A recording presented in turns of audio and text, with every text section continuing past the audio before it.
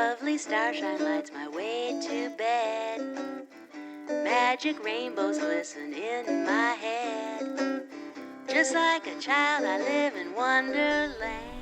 Hi and welcome to Handmade by Ditsy Tulip. I'm Mel and thanks for stopping by my channel. In today's video I'm going to share part 2 of the Sewing Jasika Blazer Sewing Diary. If you've not already seen part 1, I'll add a link here.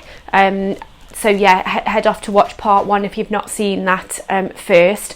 But in today's video I'm just going to share the next steps that I've taken in relation to constructing the blazer, particularly looking at the different types of interfacing and what difference that has on the way that the fabric moves, just to kind of show how important it is to use the right type of interfacing.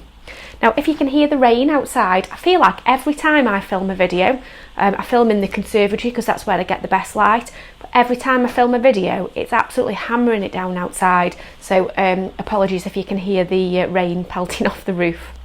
So, just to show you where I'm up to with the construction, I've not done much more construction wise because I'm still waiting for the horsehair canvas interlining to arrive. I did actually manage to find some, a lovely lady on eBay called Maggie. I can't remember the name of her shop, but I'll add some text in. She's got some really good quality horsehair canvas which she's selling at a really reasonable price. So I'm waiting for that to be delivered, but it leaves me that I can't move on as much as I'd like to with the construction of the blazer, but I have done a little bit more, so I'll share that with you. So construction wise, what I've done is add the side piece here, and this piece is also fully interlined with the woven interlining, so it gives it that stability. So you've got that side and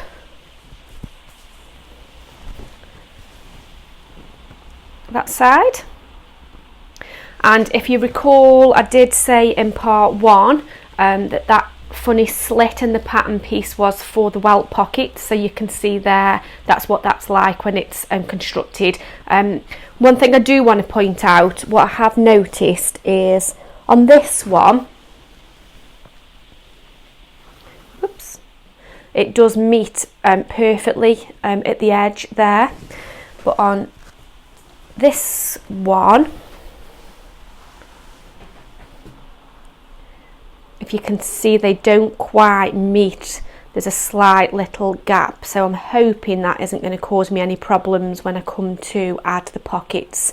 So we'll see, but that's just one other thing to perhaps look out for, because you've got a slit in the fabric. It's actually cut in two. When you're sewing this seam, just make sure that those two seams are meeting correctly so you don't end up with a gap. In fact, you can see it a bit better there. Let me show you. So you can see mine haven't quite met there, which has resulted in that gap.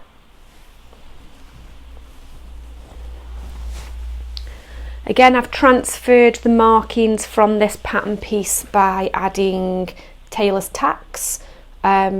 So yeah, there's some more tailor's tacks there. I decided to use black thread because it was a little bit more visible, because of course you do remove those anyway.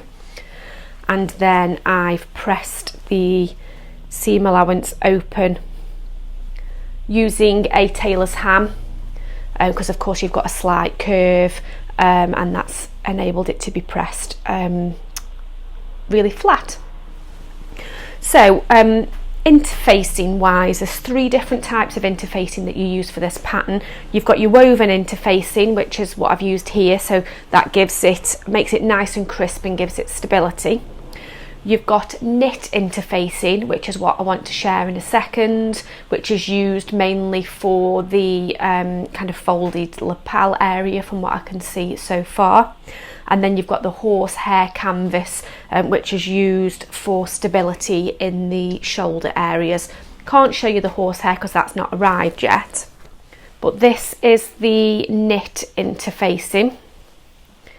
Again, I had to wait for this to arrive from online because I couldn't get it in my local fabric stores. I managed to get it from somewhere on eBay, so again I'll put some text in or leave a link with what I got there.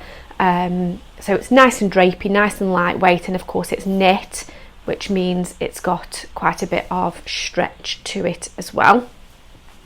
I want to show you the difference in the handle of the fabric. So this is a piece that's interfaced with the knit interfacing, and if you can see the difference there, it's remained really fluid, whereas this one with the woven, it's much stiffer.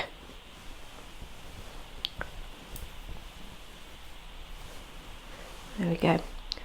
So I guess my point is, it can be quite simple to think, oh, I can't be bothered with faffing around finding different interfacings, and I'll just use the same one all the way through. But you could end up ruining your blazer by doing that, because this clearly is a pattern piece that needs to have a bit more movement in it, and if you were to interface this with the woven interfacing, then you're not going to have that movement that it needs. So it is important to get the right types of materials. So that's what I just wanted to show you. In relation to attaching this, because it's knit, what I did find is it kind of stretches out of shape as you're pressing it to fuse it in place. So I just recorded a little video just to show you what I did. I'm no expert, it's the first time I've used knit interfacing, but it seems to have worked okay.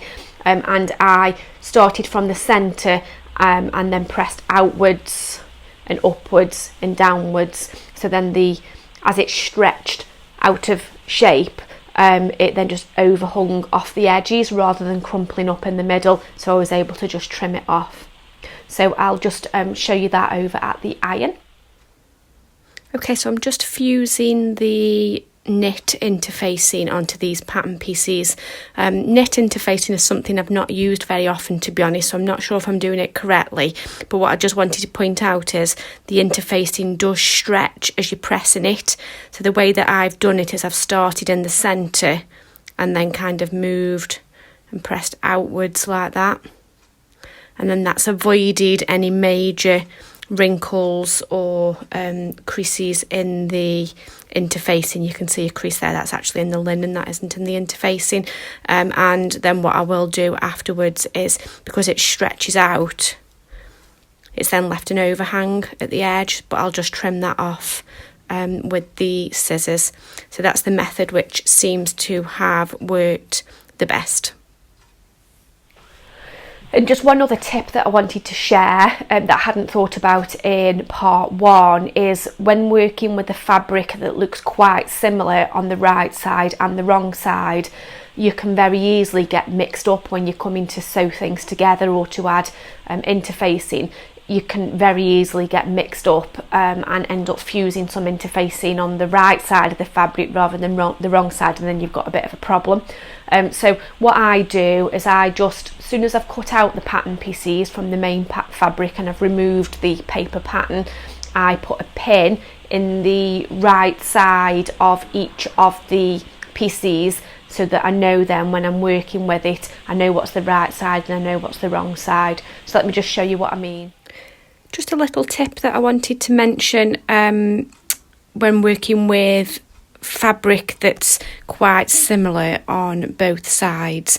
What I do is, as soon as I've cut out the pattern piece and remove the paper pattern piece from it, I just stick a pin in the right side of the fabric, and then I know as I'm working with the pieces what's the right side and what's the wrong side, because it's really easy to mix it up. I guess it wouldn't be that noticeable if you did mix it up, but it does have a quite slight feel on the wrong side than the right side. It's a bit rougher on one side, so that's how I keep a track on that. And then just one question I'd got, really, because this is something that I'm not sure, and you seem to get so many conflicting information about this. When you're fusing interfacing, can you let me know in the comments whether you use steam or whether you use a dry iron? I always thought that you needed to use a dry iron, but then I think it was on the Love to Sew podcast when they did one just about different types of interfacing. They both said that they use steam, so that's made me question whether I've been doing it right or wrong. And unfortunately, you find a lot of the interfacings, they don't come with instructions because they're just cut off the roll, so it's difficult to know what you should do. So please let me know in the comments if you do use steam or not, or if you use steam on some types of interfacings but not others, and then everybody else can have a look at the comments as well and see what the thoughts are. So that's it, that's all I wanted to share today, just another update on how the blazer is coming along. So the next thing that I'm going to do is add the welt pockets here, because I don't need to wait for that horsehair canvas to arrive to be able to do that. But of course, what I will remember this time is to interface the pocket piece to make sure I don't have the same problem. I've rectified that now, by the way, just by sewing it closed. The light's gone a bit bright, hasn't it? Hopefully you can see. So yeah, I've just put some stitches in it to close that so as it's not wobbling about. So that's it, that's all I wanted to share today. Do ensure that you've subscribed and hit that alarm bell to make sure that you don't miss out on the next videos in the series. And of course, give me a thumbs up if you've enjoyed the video. So have a wonderful week, and I will see you very soon. Bye! Love has changed my former point of view. Just like a butterfly, I've got new wings. All my dreams are coming